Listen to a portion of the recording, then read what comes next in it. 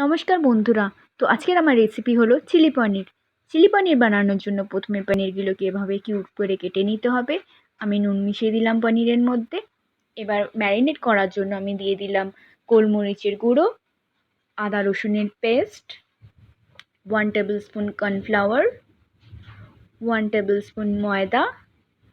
এবার ভালো করে এগুলোকে পনিরের সাথে মিশিয়ে নিতে হবে।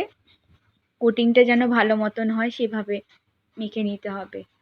এবার কড়াইয়ের মধ্যে তেল দিয়ে দিচ্ছি, তেলটা গরম হোক। চিলি পনিরের জন্য যেসব সবজিগুলো লাগবে আমি কেটে রেখে দিয়েছি। তেল গরম হয়ে গেছে, এবার আমি পনিরগুলোকে একে একে দিয়ে দিচ্ছি ভাজার জন্য। হালকা গোল্ডেন ফ্রাই করে আমি ভেজে নেব। দেখুন কত সুন্দর গোল্ডেন ফ্রাই হয়েছে। এবার এগুলোকে আমি তুলে নিচ্ছি। সেম তেলের মধ্যে দিয়ে দিলাম আদা কুচি, রসুন কুচি, আর যে কিউব করে পেঁয়াজ আর ক্যাপসিকামটা কেটে রেখেছিলাম সেগুলো আমি এবার এর মধ্যে দিয়ে দিচ্ছি। ফ্রাই করে নেব হালকা।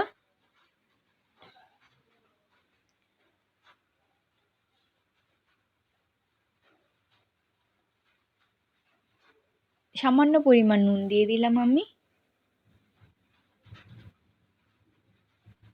1 টিস্পুন আমি দিয়ে দেবো সয়া সস, টমেটো কেচাপ। এবার ভালো করে মিশিয়ে আরেকটু আমি ফ্রাই করে নেব।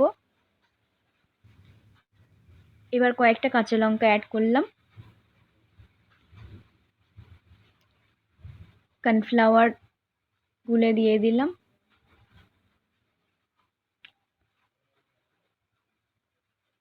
দেখুন কতটা ঠিক হয়ে গেছে। আমি একটু জল অ্যাড করব, কারণ আমি ড্রাই চিলি পনির করব না, একটু গ্রেভি থাকবে আমার চিলি পনিরটা।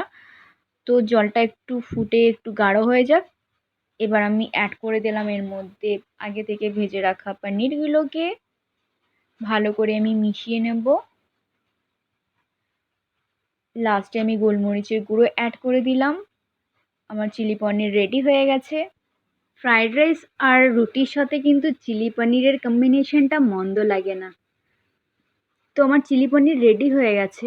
কেমন লাগলো চিলি পনিরের রেসিপিটা কমেন্ট করে জানাবেন। ধন্যবাদ।